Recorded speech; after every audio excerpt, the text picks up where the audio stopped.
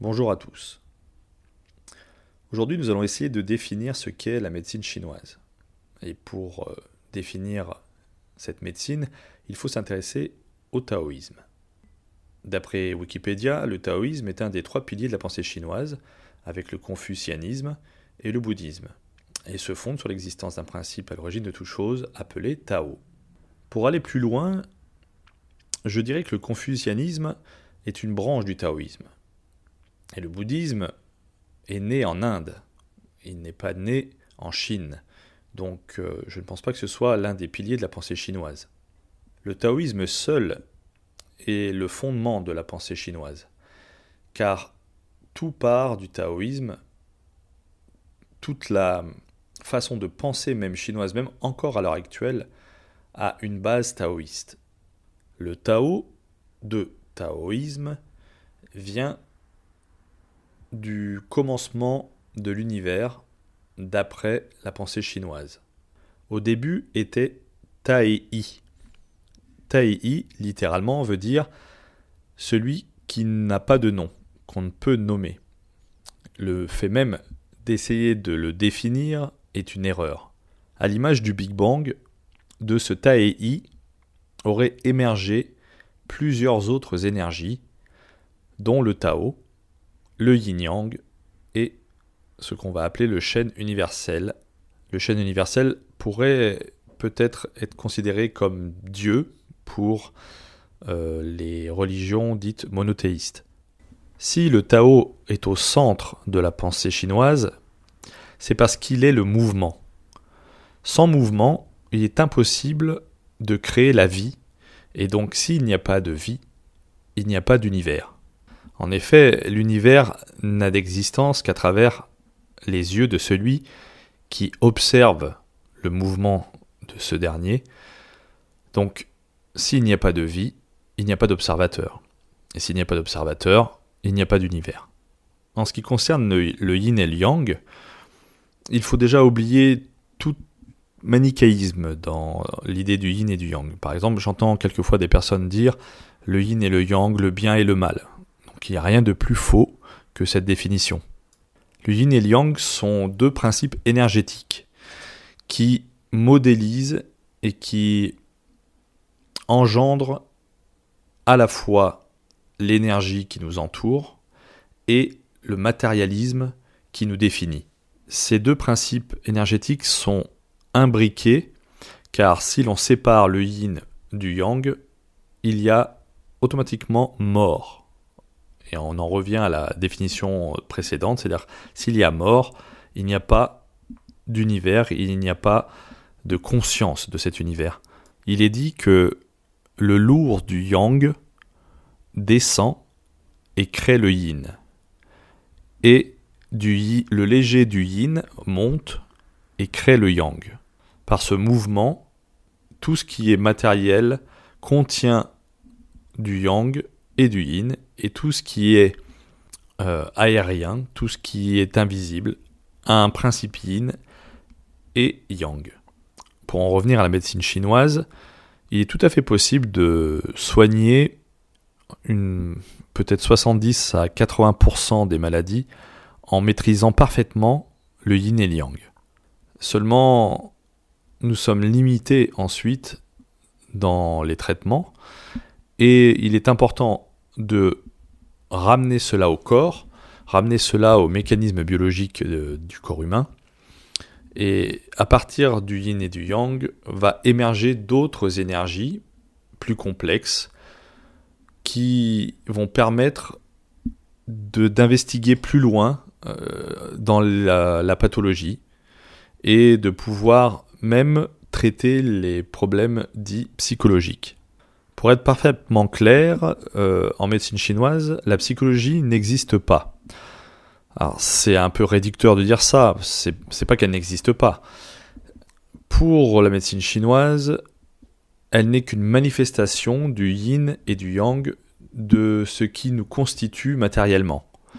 C'est une doctrine plutôt somatopsychique que psychosomatique. Dans sa pratique, le médecin chinois, en tout cas celui qui connaît et maîtrise l'énergétique chinoise à la base de cette médecine va donc stimuler des points sur des méridiens qui correspondent eux-mêmes à des organes ou des viscères, qui, par l'action des aiguilles, va rééquilibrer l'organe, la fonction de l'organe, le principe énergétique, le groupe dans lequel appartient cet organe, qui va ensuite influer sur la psychologie. Prenons un exemple.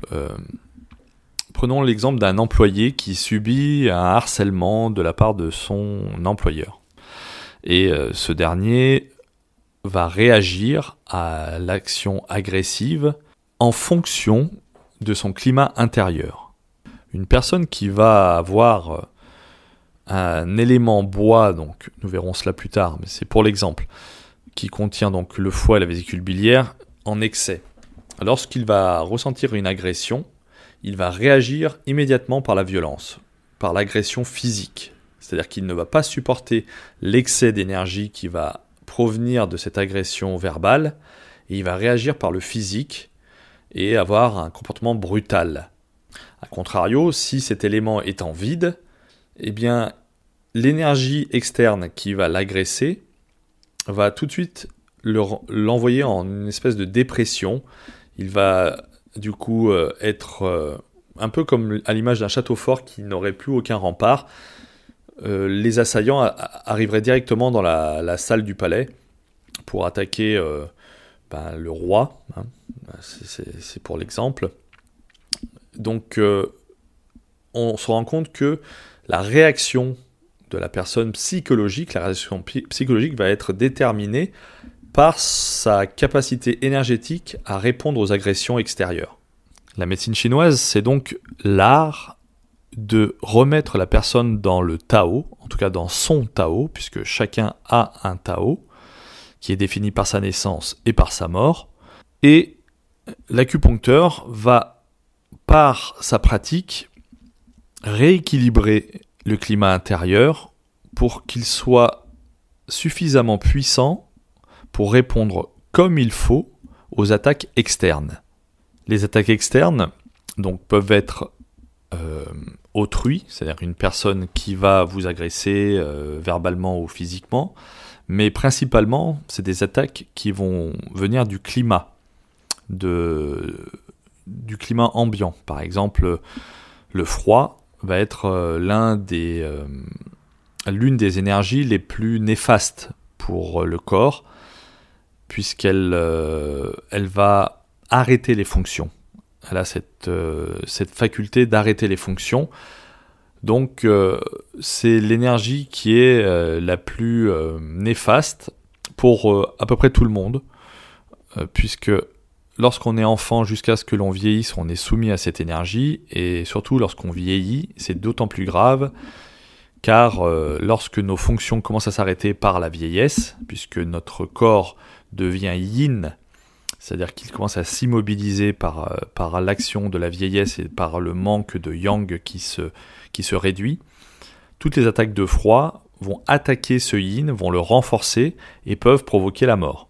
A contrario, en été, une personne qui va avoir des problèmes cardiaques parce qu'il est excessivement yang et qu'il est dans le mouvement un peu trop important, dans le stress, dans la pression, dans le besoin d'exprimer son yang, ces personnes-là, par exemple, lors d'un été un peu chaud, et surtout s'il y a une configuration planétaire et climatique qui va venir renforcer ce yang, elles peuvent éventuellement faire un arrêt cardiaque ou un AVC.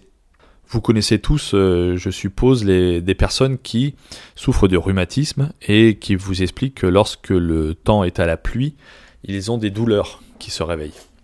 Mais cela, c'est de l'humidité. Ce qu'on appelle l'humidité va attaquer effectivement les gens qui ont un problème de rhumatisme, parce que souvent c'est un élément qui est rattaché à la terre, à l'élémentaire dans notre corps, à la rate, entre autres.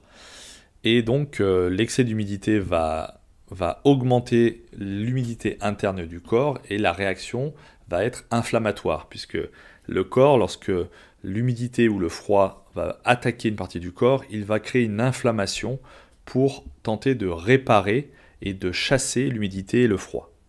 Sur ce principe, nous pouvons comprendre les épidémies hivernales, que ce soit la grippe, les bronchites, tout ce qui va s'exprimer d'un point de vue viral ou bactérien, le Covid aussi par exemple. Pour un médecin chinois, c'est une attaque de froid intense qui peut être renforcée par de l'humidité. Donc froid-humidité, ces deux énergies vont se complémenter pour venir agresser le corps. Et donc la personne qui va être attaquée par ces énergies va donc créer des phénomènes inflammatoires excessifs jusqu'à la mort potentielle. La fièvre étant un mécanisme de défense du corps, mais si le corps se défend trop, c'est-à-dire que le froid est trop intense, il va donc élever la température pour aider le corps à guérir, mais par cette action excessive, il peut provoquer que le cerveau soit brûlé par cette fièvre et donc provoquer la mort, en tout cas cérébrale, de la personne atteinte par la pathologie. Il n'est donc pas question de s'opposer à la médecine conventionnelle qui parle de virus et autres. La thérapeutique va être de faire baisser la fièvre dans le cas d'une fièvre excessive. Malheureusement, dans nos sociétés, on a tendance à prendre des médicaments dès les premiers signes de fièvre, ce qui empêche le corps de se défendre et qui peut créer ensuite des froids qui vont s'installer dans le corps, provoquer ensuite des arthroses, provoquer d'autres pathologies musculaires, tendineuses. Il est très important de laisser le corps se défendre et l'acupuncteur va limiter les dégâts, va renforcer certaines énergies et en disperser d'autres pour aider le corps à se guérir. Le virus ne rentre pas en ligne de compte, puisque pour la médecine chinoise, le virus est interne. Il se développe dans le corps à partir d'une base qui n'est pas bonne. La médecine chinoise traditionnelle, appelée énergétique chinoise traditionnelle, va donc prendre l'aiguille et aussi ce qu'on appelle le feu, à savoir l'armoise, ou en tout cas tout ce qui va pouvoir chauffer certains points, il y a aussi donc la technique de ventouse, il y a des techniques de saignée, même si ça peut paraître un petit peu barbare, mais ce n'est pas les saignées moyenâgeuses où on vidait les personnes de leur sang, c'est pas du tout cela, c'est sur des points spécifiques, dans les cas par exemple de pneumonie, où on va disperser certains points, on va faire une saignée locale avec une ventouse pour tirer le mauvais sang et libérer les poumons par exemple. Vous allez avoir les techniques avec le moxa où vous allez passer un bâton d'armoise incandescent sur certains points au-dessus de la peau bien sûr, on va pas chercher la brûlure, pour chauffer certains points. On va mettre aussi des moxas sur certaines aiguilles pour les chauffer, pour tonifier en profondeur lorsque le froid est trop intense. Il y a plein de techniques en médecine traditionnelle. La prise de pouls est essentielle, si vous voulez savoir si vous avez affaire à un énergéticien chinois, ce dernier doit prendre le pouls au début de la séance, vous faire un traitement et vous prendre le pouls en fin de séance pour voir si le pouls a bougé dans le sens qu'il a voulu mettre en place dans son objectif de guérison. Je détaillerai les différents protocole de soins en énergétique chinoise, c'est-à-dire on va parler bien sûr du yin et du yang, on va parler des 3 énergies, des 6 énergies, des 5 éléments, des tsangfu, des merveilleux vaisseaux. Vous avez plusieurs systèmes qui permettent de traiter différents états. Et vous verrez à quel point c'est complet, à quel point on peut aider les gens à des niveaux insoupçonnés. J'espère que cette vidéo, en tout cas ce podcast vous a intéressé et j'espère vous retrouver très bientôt sur ma chaîne.